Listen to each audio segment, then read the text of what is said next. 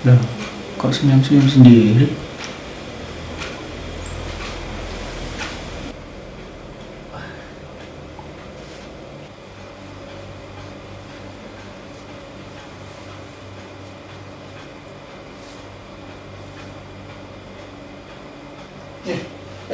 Ngapain? Enggak, orang nyari kolak. Alah, bohong, masih mau kepo kan? Emang ngapain situ dari tadi senyum-senyum sendiri? Lah emang nggak boleh? Ya terserah dong.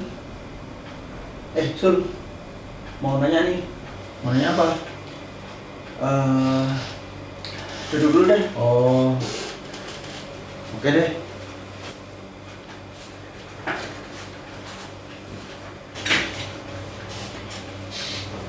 Kamu mau nanya apa? Apa hukumnya mencintai wanita beda agama? Jadi kamu suka perempuan beda agama? Udah jelasin aja. Oke deh, aku terangin ya. Bismillahirrahmanirrahim. Assalamualaikum warahmatullahi wabarakatuh. Apa hukum mencintai perempuan beda agama? Atau seandainya kita perempuan, apa hukum mencintai seorang laki-laki lain agama? Wah, ini agak rumit sebetulnya apa yang ditanyakan oleh Sultan ini ya.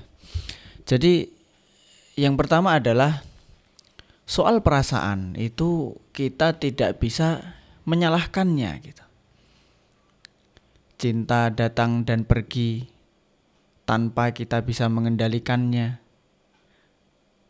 Bahkan kita tidak tahu kapan itu akan tiba gitu. Tentu jika kita memandang ini, maka yang terpenting itu adalah kita memakluminya. Karena dia tidak bisa disalahkan. Muncul kapan, kepada siapa, oleh siapa. Jadi yang pertama adalah kita perlu maklum. Namun selanjutnya adalah pemakluman itu bukan berarti lantas kita pasrah, kita angkat tangan menyerah. Melainkan kita juga harus terus berusaha untuk mengendalikannya agar tidak liar. Dengan cara apa? Di antaranya adalah dengan kita belajar agama, dengan kita memperbanyak zikir, mengingat Allah Subhanahu wa taala. Karena dengan itu kita akan memiliki kekuatan untuk bisa mengendalikan perasaan kita tadi itu.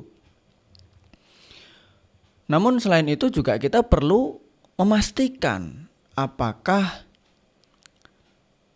dia benar-benar baik gitu. Karena kan biasanya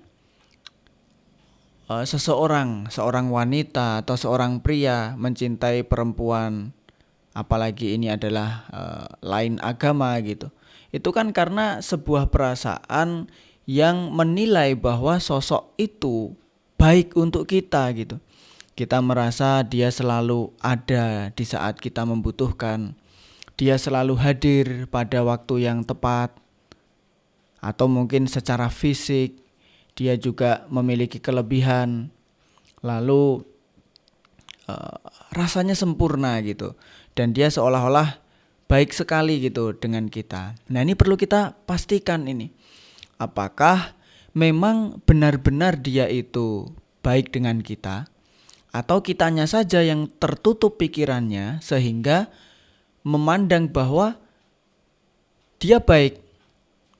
Padahal aslinya banyak orang di sekitar kita itu yang sebetulnya perhatian dengan kita, peduli dengan kita, tetapi karena hati kita yang tertutup sehingga kebaikan-kebaikan orang di sekitar kita itu tidak tampak. Yang tampak hanyalah kebaikan dari orang yang kita cintai tadi itu. Nah, di sini perlu kita pastikan bahwa apakah benar dia itu baik dan kebaikan yang dia lakukan itu benar-benar tulus ikhlas gitu ya. Karena dalam Al-Qur'an pun ya tidak semua yang baik itu enak dirasakan gitu. Dan tidak segala sesuatu yang enak itu baik. Wa asa an takrahu syai'an wa huwa khairul lakum wa asa an tuhibbu syai'an wa huwa syarrul lakum. Dan kadang kita membenci sesuatu padahal itu baik untuk kita. Tapi sebaliknya, kadang kita mencintai sesuatu, muncul rasa cinta gitu. Tapi sebetulnya itu adalah buruk untuk kita gitu. Maka yang terpenting di sini adalah pastikan bahwa kalau kita menilai dia itu baik, pastikan kebaikannya itu adalah benar-benar baik gitu. Kemudian selanjutnya adalah kita perlu melihat kondisi kita. Apakah usia kita memang sudah saatnya untuk menikah? Apakah memang segala persiapan, kemudian yang terkhusus adalah usia tadi itu ya, apakah memang sudah waktunya gitu? Karena apa? Dengan itu kita bisa menyusun pertimbangan-pertimbangan yang perlu dilakukan ketika seseorang itu mencari jodohnya. Baik dari keturunannya, nasab, dari jamal, kecantikan atau ketampanannya, kemudian mal, harta, dan yang terpenting daripada itu adalah diniha, dari agamanya. Nah, ini perlu kita lakukan pertimbangan-pertimbangan itu. Karena kalau tidak seperti itu, misalkan usia kita masih SMA gitu, atau masih mahasiswa baru gitu ya. Nah, tentu kalau niatnya itu hanyalah pacaran, ya tentu ini jelas tidak ada positifnya gitu. Ya barangkali ada yang mengatakan seseorang itu ketika pacaran kemudian bisa niat awalnya baik gitu. Berharap bisa saling mengingatkan, bisa saling memotivasi gitu ya, satu sama lain gitu. Awalnya baik, tapi tanpa disadari, lama-lama dia kehilangan kesadaran. Awalnya niatnya baik, tapi ternyata tanpa disadari dia sudah terjerumus pada lubang yang sangat dalam. Justru hal-hal negatif yang akan muncul dari adanya pacaran itu. Maka seandainya memang kondisi kita tadi itu adalah siap menikah, ya kita harus memasang niat yang serius. Lalu setelah niat yang serius untuk menikah itu ke jenjang yang lebih ke jenjang serius berupa pernikahan itu tadi, maka kita perlu berusaha gitu. Meskipun pernikahan itu kan sudah, jodoh itu kan sudah ditentukan, sudah digariskan gitu, tetapi bukan berarti usaha tidak perlu kita lakukan gitu ya. Usaha penting sekali. Namun usaha yang seperti apa? Nah, bukan pacaran, bukan kita meniti karir rumah tangga itu sejak dini. Sejak SMP sudah punya pacar, sejak SMA sudah punya pacar dengan harapan ketika suatu saat nanti sudah usia matang gitu tinggal melamar gitu ya. Bukan seperti itu. Tetapi apa? Mengacu pada ayat at-thayyibatu lit-thayyibin wa thayyibuna lit-thayyibat. Wanita-wanita yang baik itu milik laki-laki yang baik, dan laki-laki yang baik itu adalah milik perempuan-perempuan yang baik. Di sini maknanya apa? Seandainya kita mengharapkan suatu saat nanti jodoh kita itu adalah laki-laki yang baik atau wanita yang baik, solihah, maka kita awali dengan memperbaiki diri sendiri. Jadi ketika kita menginginkan jodoh kita itu adalah orang yang baik, kita harus memperbaiki diri sendiri. Ibadah kita, dalam aktivitas sehari-hari kita, semangat kita dalam bekerja, dalam menolong sesama, berderma, yang jelas ketika kita memperbaiki diri sendiri, yakinlah Allah Subhanahu wa taala telah menyiapkan jodoh terbaik untuk kita, karena kita pun sudah berusaha dengan memperbaiki diri sendiri. Nah, jadi usaha yang tepat ini adalah dengan memperbaiki diri sendiri. Ibarat jodoh itu kan seperti cermin gitu ya, sehingga yaitu cerminan kita. Seandainya kita baik, jodoh kita pun akan baik. Nah, kemudian dari usaha itu kita memperbaiki diri sendiri.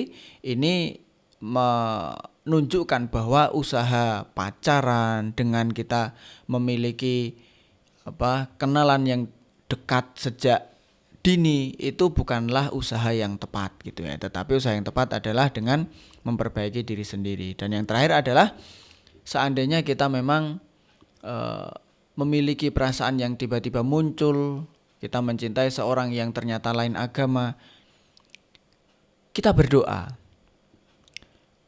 Kalaupun kita sulit mengendalikan aja sulit ya, apalagi menghilangkan gini. Kita merasa betul-betul dia itu sangat baik dengan kita, mungkin seperti itu, ya kita berdoa saja. Kalaupun saat ini dia itu adalah non-muslim atau lain agama dengan kita gitu, ya kita berdoa. Mudah-mudahan dia bisa mendapatkan hidayah kemudian menjadi mu'alaf.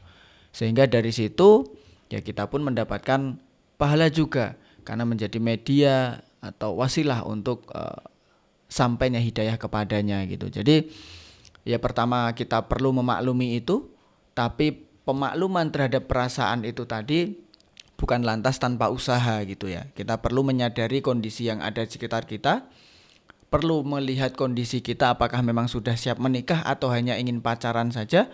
Kalau ingin pacaran maka jelas ini tidak ada kebaikan di dalamnya gitu. Tapi kalau memang serius niat ingin menikah, maka ya kita berusaha dengan memperbaiki diri sendiri itu tadi.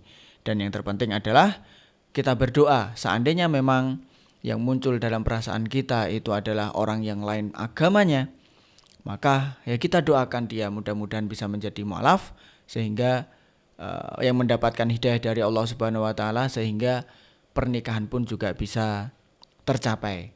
Demikian, wassalamualaikum warahmatullahi wabarakatuh. Nah gitu ya. Loh, kok malah hilang? Kebiasaan nih orang nih, nanya malah tinggal pergi. Kayak gitu, jangan lupa sobat semuanya like, comment, share, and subscribe.